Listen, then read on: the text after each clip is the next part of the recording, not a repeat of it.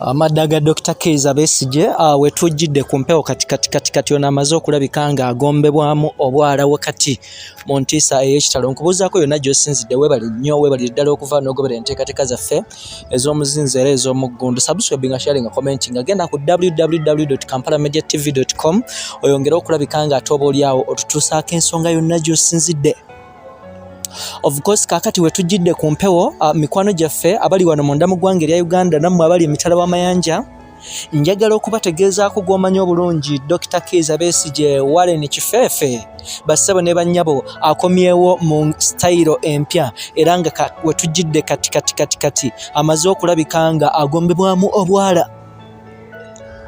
Ono wakati mu kiwenda kyatuumye Wako to Waka Reloaded ng'agamba nti akomyewo mu nkuba mpya okulabika nga ate oba oliawo akola ekisoboka kyonna okutereeza eggwanga, asimbudde mu maka ge enkya y'olunaku olwaleero agasangibwa wali ekyaddondo mu Kasangati okutambula mu kibuga, agende mu kibuga Kampala wakati mu ngeri y'okulaga obutali bumativu. W'oyogera of course w'ovaayo n'oyogera ku nsonga ye z'agamba nti ebbeeyi y'ebintu eri waggulu nnyo, bannansi batandise okulabika nga abeeryankuta, omuwendo gw'amafuta guli waggulu nnyo, tayinza kikkiriza. N'ayongerako n'ategeeza nti nno ebintu okuli mutabani w'omukulembeze w'eggwanga omukulu Muhoozi General Kayina Rugaba okuvaayo n'alabika nga ayagala okulaga nti eggwanga lino lya nsikirano. Agamba omukulu tayinza genda mu maaso okulabika nga abikkiriza.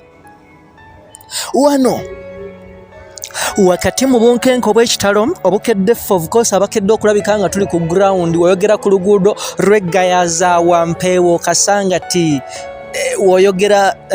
woyogera Mpererwe Karerwe okutuukira ddala mu kibuga wakati, obadde obala ebigere bisatu nga mujaasi ku mujaasi oba oliawo yalindiridde embeera ene bweti nga bweri. Wabula bana bamama bana bataata, wetuvaayo ne tulaba ku madda ga Besigye gano gasobola okuvaayo ne gakwewuunyisa, kubanga of course talinawe ya advertise nze wonna nti oba oliawo agenda kukola wetwogera ku kutambula kuno, naye ate nsobola okuvaayo ne nkutegeeza ab'ebyokwerinda zagenza okubeera ssaawa 11 ez'okumakya 5 am nga bamaze dda okulabika nga batuuka ku nguudo. Kakati of course ono abadde tannatambula nnyo kagendo kawala nga yakafuluma amaka ge agasangibwa wali Kasangati mu Kyaddondo wenkutegeezezza, ate n'alabika nga oba oliawo agombebwamu obwala. Kakati of course embeera bwetyo bweri. Of course twongedde n'okukitegeerako mu bitundu ebya Omoro, candidate wa FDC amaze okulabika nga naye abeera kidnapped, wetujjidde ku mpewo kati n'abuzibwawo nga tannabategeerekeka wa waali, naye ate nsobola okuva ne nkutegeezaako wetwogera ku masannyalaze ga Besigye ekitundu ekyokulala kyo kimaze okulabika nga kirumba. Kakati nkugamba kola ekintu kimu, labika nga osubscribinga, osharinga, okomentinga, otugoberera ku kampalamediatv.com twongere okulabika nga tukutuusaako ensonga yonna gy'osinzidde. Yenze Ssemaganda Moses Hope ku lwa Kampala Media TV.